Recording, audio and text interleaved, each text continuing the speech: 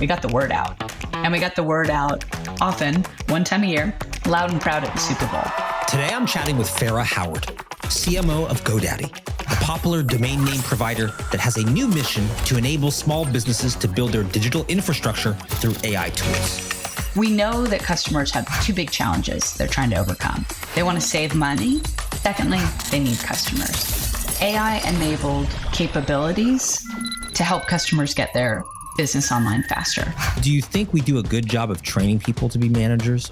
I think marketing is a team sport. If you're successful in your job, you do a better job listening, responding, empathizing. And I think that those are all traits that enable good managers and leaders. But what we know for certain, or at least my conviction as a lifelong marketer, is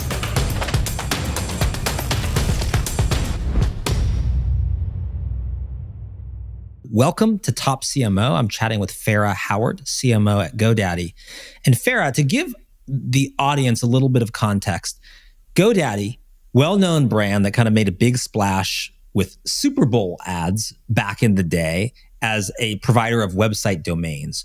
But it's evolved into different and expanded business, which is an expanded, broader market positioning. So take us through the sort of evolution of GoDaddy from domains to domains plus websites to enabling small business in a digital context. Absolutely, Ben. To your point, we started way back in 1997, known as Jomax Technology, and that company evolved into GoDaddy. And the belief at that point in time was that Jomax, aka GoDaddy, could democratize the internet by helping people figure out how to get real estate on the World Wide Web, right? Taking you on the way back time machine to the way people used to talk about the internet in 1997. Since that time, GoDaddy became synonymous with domains, and for multiple reasons. We were the easiest place to buy them. Customer service was amazing, and to your point, we got the word out. And we got the word out often, one time a year, loud and proud at the Super Bowl. Now, since that time, and I fast forwarded you into the teens, right? So you're now about 2015, 2018. GoDaddy started building more and more products and capabilities for small business. We started building website capabilities. We had always been a reseller of hosting capabilities. We started to dial up the capabilities around mailboxes and making certain that small businesses could present themselves very professionally with both a business and business mail. We know those go hand in hand. And then later on, closer to 2021, 22, we started to integrate more commerce capabilities into our products because we know, certainly on the heels of the pandemic, how important it is for small businesses to be able to sell online. I'll pause briefly because we're actually on the precipice of what I would consider a major change for GoDaddy, is how we package all those things together to make it even easier for small businesses to get their business online. But the short version of a much longer story is we started in domains. We are now reinventing what it means to have a domain, because your domain opens up the capability for you to dynamically build your website, dynamically produce marketing content, all enabled by AI. We're taking that democratization of real estate and the internet in 1997 concept all the way forward to democratizing what it means for small businesses to get online, making it easier for them than ever. Well, and is it, how much difficulty do you have in sort of breaking free from the domain space when you're well known for that? You have a very distinctive name, and back in the day, people were like, what is this GoDaddy thing? It kind of is unusual, and you had sort of brash, aggressive commercials, particularly during the Super Bowl. And all of that really helped put GoDaddy on the map, but then it also kind of cemented a certain idea of what GoDaddy is. So as CMO, how difficult is it to sort of like break free from that and get potential customers, maybe a range of small businesses now, to think about you differently?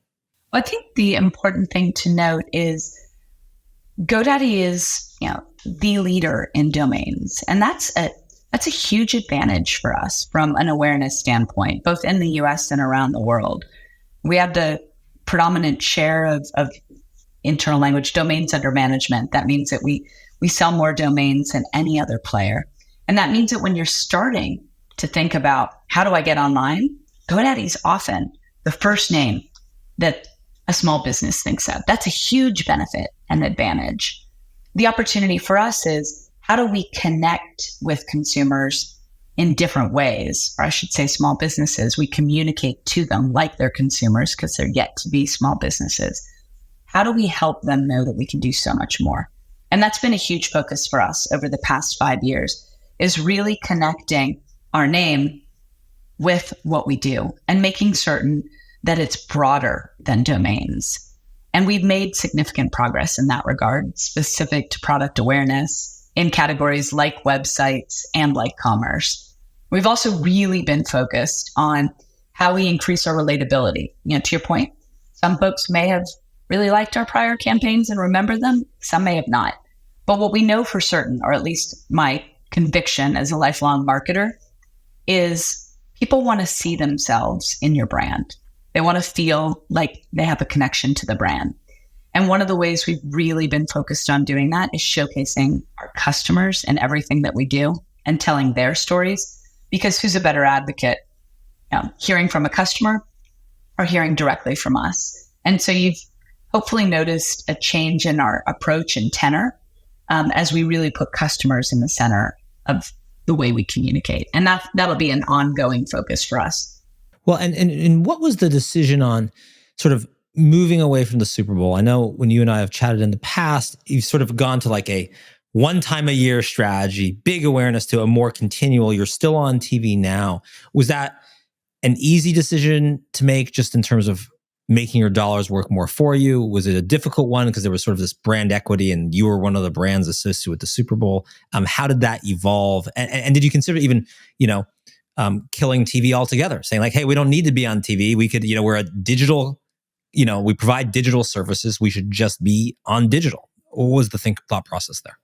Ben, thank you for the question. I was not at GoDaddy during the period of Super Bowl advertising. So I'll have to connect some dots based on my knowledge as a historian in the brand. But I can talk about our go forward plans. When I joined GoDaddy about 5 years ago, we had already started to broaden our focus to more of an always on approach, which directly aligns with the way I think about marketing. It's really important for brands to have a constant dialogue with their customers and prospects so people know who you are and what you do and what they can expect of you. And the team had done analysis on how to start to engage new channels to do that. And that's been hopefully what you've seen going forward as well, is steadfast presence in digital channels where we know our consumers are, as well as remaining on television. So you asked the question of, how'd you make the decision on TV? We made it with a lot of analytical data. Customers still watch TV. Consumers still watch TV. Linear TV can be really advantageous for marketers to connect with a really broad audience. And we do that. We just don't do it one time a year in the Super Bowl because our belief is, and we've seen it in the impact from our marketing investments, that finding a way to be on more consistently across more channels is a much more effective way to communicate. Now, that doesn't mean that the Super Bowl will never be in our future, just to be clear. We're not on the Super Bowl this year, but we could be in out years if we felt like there was something that we wanted to say, but we would continue that narrative outside of the Super Bowl. Again, with the steadfast conviction that continuing a conversation with consumers is of criticality. Well, and one of the big things on the agenda, I know now for GoDaddy, is the launch of new products. Correct me if I'm wrong, but I believe it's called Arrow. And what it is kind of infusing more when you like launch a website, more like kind of AI generated content, other things kind of pre-configured for you. Now, aside from the actual tool itself, just the marketing of that, I know it's important to you coming up. You're obviously ChatGPT and OpenAI kind of open the floodgates on using AI. How do you what does the launch plan look like? How do you think about that marketing? How do you sort of make a splash? Do you want this as rolling thunder? Do you want this as big bang? How does GoDaddy launch kind of what is meant to be a new phase of your business? Right. Well, First, I think it probably makes sense to just expand a little bit on what Aero is. And then that will actually directly lead into how we bring it to market. So what Aero is AI-enabled capabilities to help customers get their business online faster. We know that customers and small businesses in general have two big challenges they're trying to overcome. They want to save money and save time, but primarily time, right? They're very focused on time. Think about it. They're trying to be a landscaper, a hairdresser, a plumber, and at the same time figure out how to set their business up, including their digital business. They're time starved. Secondly, they need customers. And what Aero does is when you buy a domain from GoDaddy, Aero will dynamically produce an AI-enabled website, an AI-enabled mailbox, marketing content, and a logo and more. Enable LLC capabilities and really provide a digital AI-generated complete package that you need as a small business to get your business online faster than you could have ever imagined. But it's all generated initially from the purchase of a domain. So with that as a backdrop, the way we'll go to market is by helping customers understand that the domain that they buy from GoDaddy has so much more power than they ever realize. Really power that will enable them to have a future that they didn't expect right away. So we will turn up the volume on our advertising communications starting at the end of this month in the US, where this product will roll out first before it rolls out to other regions and countries across the world. And we'll bring it to life, on TikTok, on TV, with out of home, and with digital communication and other channels as well. But our intention is to sustain it. Well, and how does something like that work on, what does a launch for you guys look like on a TikTok? What kind of the format of TikTok is unique. More and more brands, advertisers want to try to utilize it. What does that look like? Small business target audience on TikTok. How do you think about that? The way I think about TikTok and digital channels like YouTube is we know that people are going to those channels to learn, right? I know you're asking me about TikTok, and I'll dive into that too. But on YouTube, one of the more common preambles to a search is how do I or how to. We see similar dynamics on TikTok.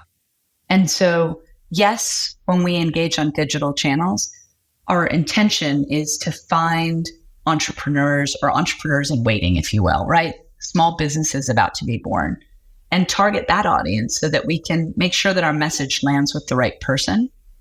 But we're also really focused on short form education because we know that people are going to that channel to be educated, but it's got to be channel right? Like on TikTok, you're also really looking to be entertained.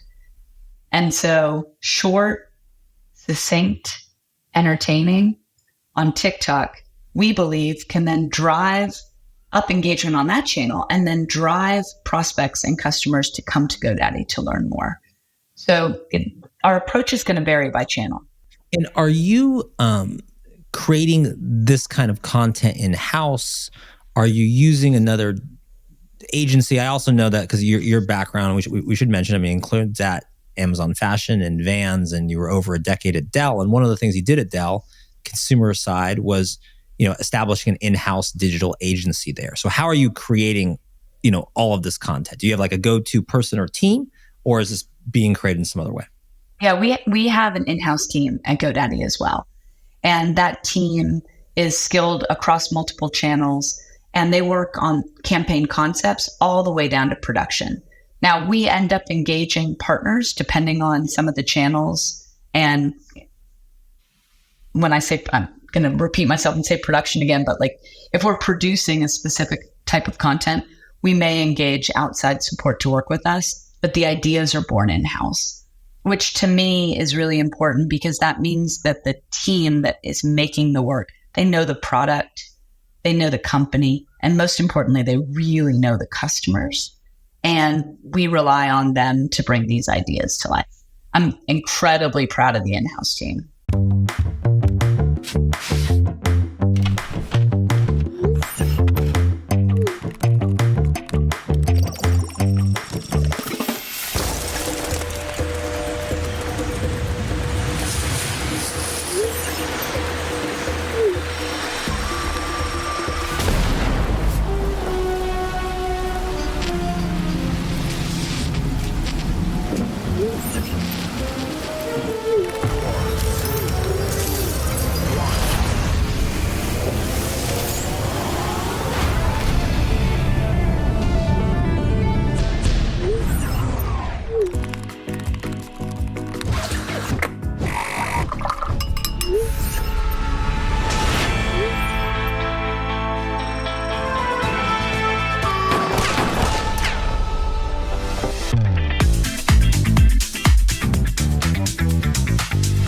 And then in your view, how are you as CMO? Are you someone who goes down there and like gets involved in the creative process? Do you just sign off on the final or sign off on the overall concept and people go execute versions?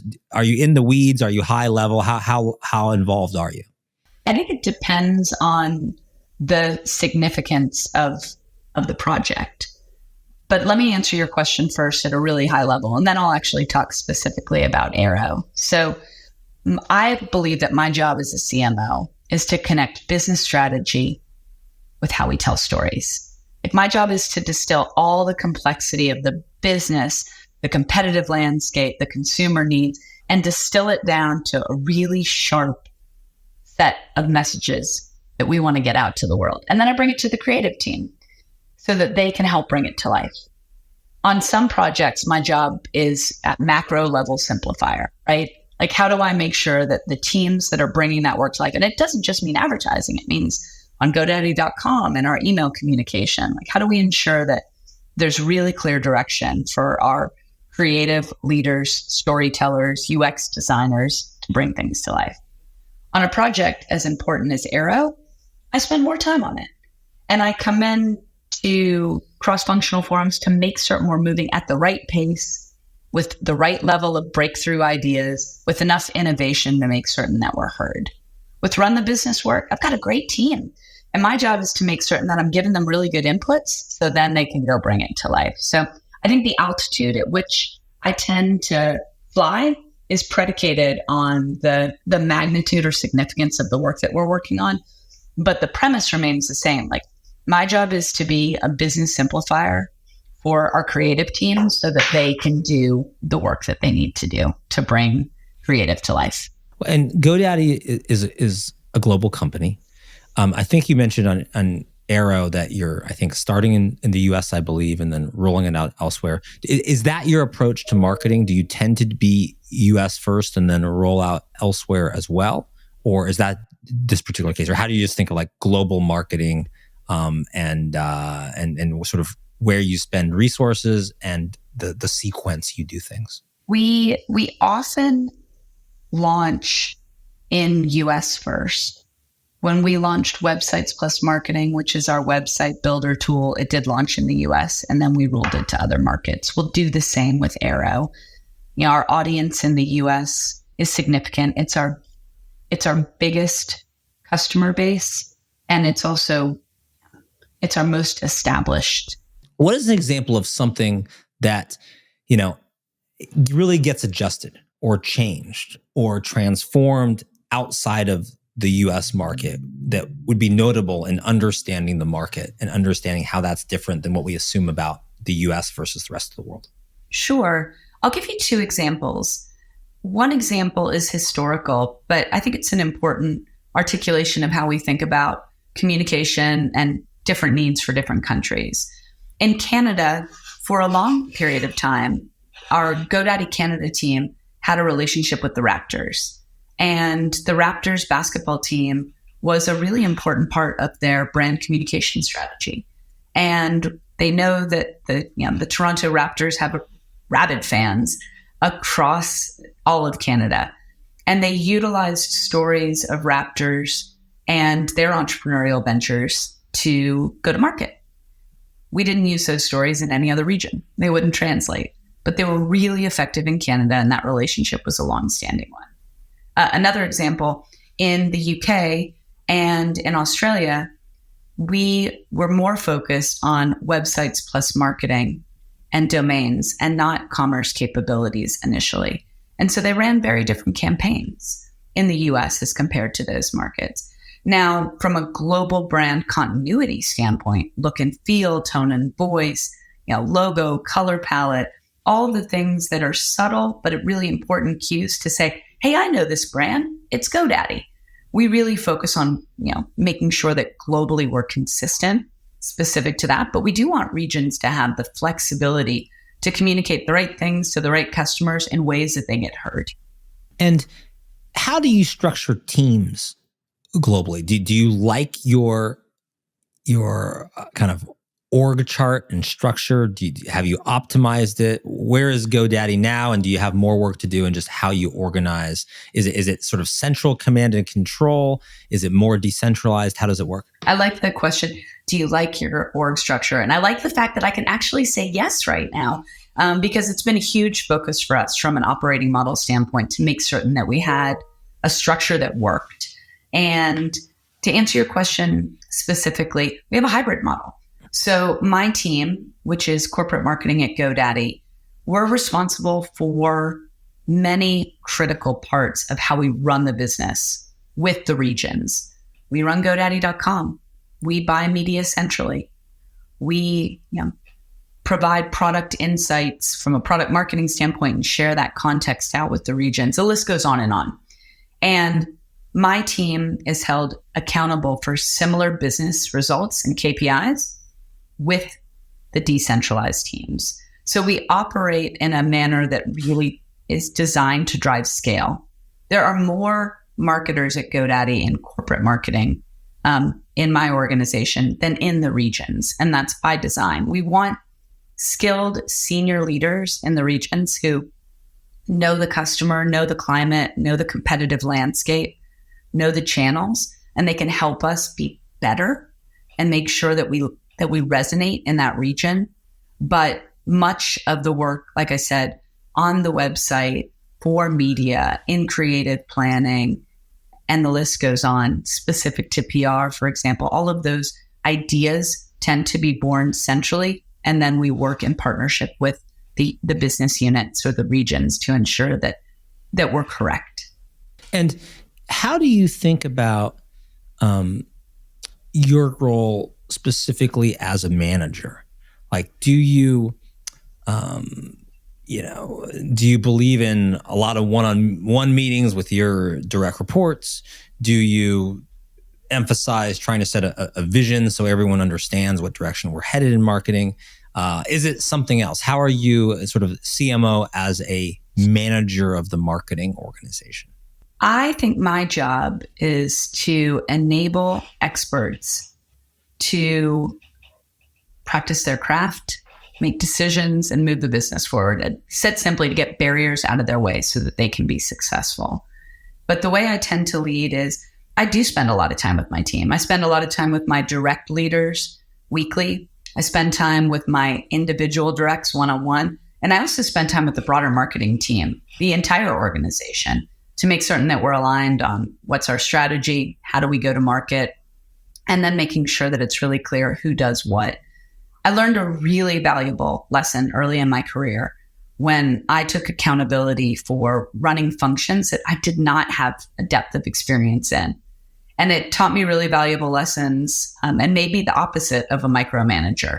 Like, my job is to help teams know where we're going, but not to tell them how to get there, because the experts in my organization will be much better at making those decisions than I will.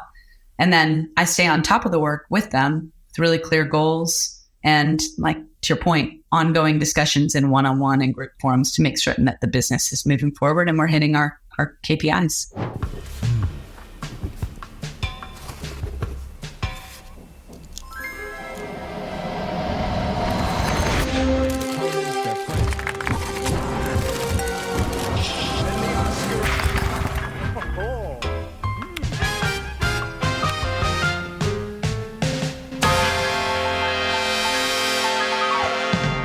And do you think that,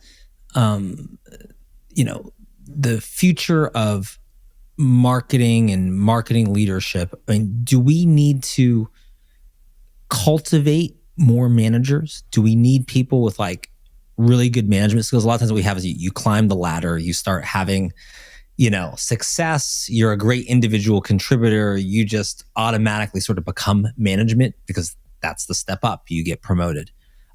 Do you think we do a good job of training people to be managers, or do you think we just sort of trust that people figure it out, and if they don't, they sort of don't last long in that role, or should we be doing more to sort of teach management skills?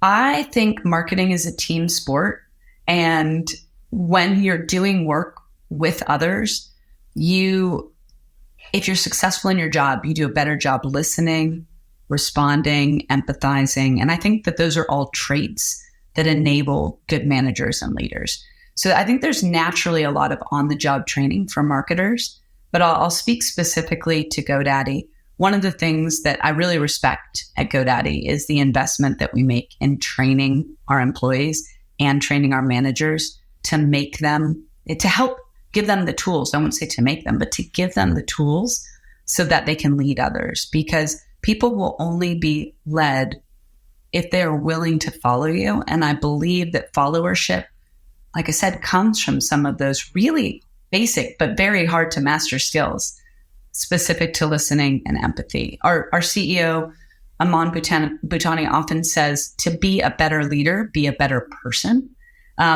It's no mistake that I've got this poster behind me, right? Like, work hard and be nice to people. Listen, be kind. Give clear and direct feedback. And all of those things do require training, which we provide. But I do believe our craft as marketers, because the work happens cross-functionally, sets people up who desire to be managers and leaders, sets them up with a lot of the foundational skills to be successful. You also said, like, hey, do people just like sort of graduate into that position? I think it's really important for us as leaders to assess readiness. Like, someone may be great at their job, but are they ready to lead others? Not always. And, I really encourage my teams to ask those hard questions to ensure that we're putting people in situations where they can be successful, and correspondingly their teams can too.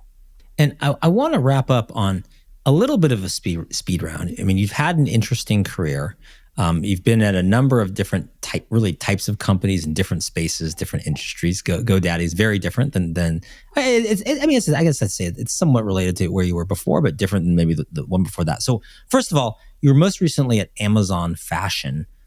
Maybe people don't even know. I don't know that I know that Amazon has, like, Amazon Fashion as a thing.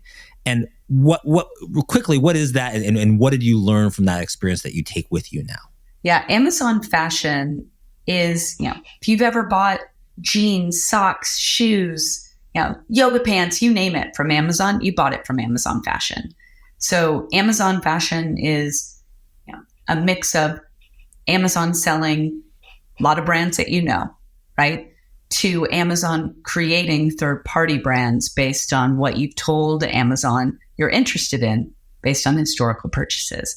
So it was a fascinating opportunity for me to think about creating brands and also, helping merchandise, manage, organize, millions of products in the everything store so that people could find what they were looking for. What I learned at Amazon is that their culture, which is very document heavy, for anyone who's studied Amazon, all business right. It was just kind of famous for, like, as I've heard it explained to me by people, and then you hear Jeff Bezos talk about yourself, is like, before you have every meeting, there's like a memo written that goes down what we're going to accomplish, that kind of frames all the issues. And as I understand it, even in the meeting, everyone sits down and reads it together first before there's discussion. Amazon's kind of famous for that. Is that what you are referring to? 100%. And it works. By writing down what your business goals are and how you're going to get there, you end up being held accountable. You're able to get people aligned. Disconnects are quickly reconciled. So it reinforced for me the value of the written word. Okay, got it. And then you were at Vans before that, I believe. And at Vans, that's a brand that has a cult following, very distinctive. So some people love it. Maybe what was your experience like at Vans, and what did you learn from Vans that you take with you now? I learned at Vans the importance of honoring the core. Right? Said simply, know who your primary audience is and make certain that you honor that, and then figure out how, I call it a concentric circle model, like how that core can expand without alienating what your brand is built on. Vans was built on skateboarding and surfing, some may say, but skateboarding really was the genesis of how that brand took off. And the skater community really is about creative expression. And so by Vans being grounded in creative expression, that gives the brand flexibility to play in new territories without leaving the genesis of their brand behind. So I think it's really important as a marketer to know where you came from, so that when you tell the future story, it connects. And Van's taught me that lesson in spades. I sat next to the son of the founder and his daughter. My office was flanked by both of them. So it was a fascinating opportunity to really do archaeological dig on a brand and figure out how to tell modern stories of a brand that had a really deep heritage. And you were over, I think, a decade at Dell. You worked on the consumer side and also on the business side for small business, which is probably the most consumery side if you were going to be on consumery type approach to business at Dell. What do you take away from that experience now? At Dell, and it's reinforced at GoDaddy, measure, right? And when you measure things, they matter. Dell taught me the power of performance marketing. It taught me that marketing is a critical part of running the business. It's not a luxury. It is the engine. And it helped me always make certain that I balance math and magic in all decision making. It was a huge foundational part of how I grew as a marketer. And finally, I think if we go all the way back to, I think we're kind of all the way back at the beginning. I mean, you actually get your start really in CPG world and I guess at Pepsi, but really working on brands like Gatorade. CPG world is sort of very distinctive form of marketing. We have a lot of CPG clients ourselves. And it tends to have certain frameworks that are used a lot, such as like the consumer decision journey, and it has other things like that. That was early on in your career. What do you take away from that now? What kind of exposure did that give you that you use now? Gatorade taught me, and to your point, consumer packaged goods teaches that the decisions you make have to be grounded in consumer insights. They have to be. You have to know who your consumer is. You have to listen to them. You have to watch them. And you have to make certain, and I don't mean that to sound creepy, like at Gatorade, we would go into the lab and watch people exercise and understand the impact that Gatorade had on their endurance. I'm gonna go in today. My job today is we're gonna watch people sweat. Okay, I'm watching you sweat. What can I learn from this? But yes, I understand what you're saying, of course. And we loved every minute of it, as weird as it sounds. But it taught me that you have to be curious. Ask a ton of questions, really know who your audience is. To your point, lots of frameworks from consumer journey to personas that are directly applicable. Need state, use cases, all of these sorts of things, right? Very, very common. And great marketers, regardless of whether they're in CPG or B2B, you really need to remember that at the end of the day, our jobs are about communicating with customers and prospects. And CPG teaches you that every day. And finally, you're on this journey now. I personally believe, and one of the themes of the show is that, we're all on this lifelong journey to learn, and we need to keep learning. What is next for you? Final question in terms of as a marketer, what do you want to learn more of? What do you want to expand your skills at? What in the next couple of years for you is top of the agenda? Can I give you two? Can I cheat? Absolutely. There you go. You're not limited to one, two, of course. One is I am fascinated with the impact that AI is going to have broadly on the world, but certainly on my industry from a marketing standpoint. And, AI saves time, but it does push to the mean, right? So how do we use that time savings to produce great creative ideas that then a human touch can make better? And so how do we embrace AI and technology to help us bring more and more great ideas to the world? I don't think that it makes us extinct as marketers. I think if we don't lean into it, we become extinct. So that's a huge focus for me. And then the second ties all the way back to some extent to the beginning. I want to continue to excel at measurement, both myself personally and for my team, so that when marketing is entrusted with really valuable dollars to invest, we're making the best decisions possible for the company and putting our messages in the best places possible for consumers. So two big areas, both technology enabled for sure. Interesting to see what's next for GoDaddy. Interested to see, the marketing of AI tools on your new launch, and best wishes for continued success. Thank you. Thanks so much, Ben.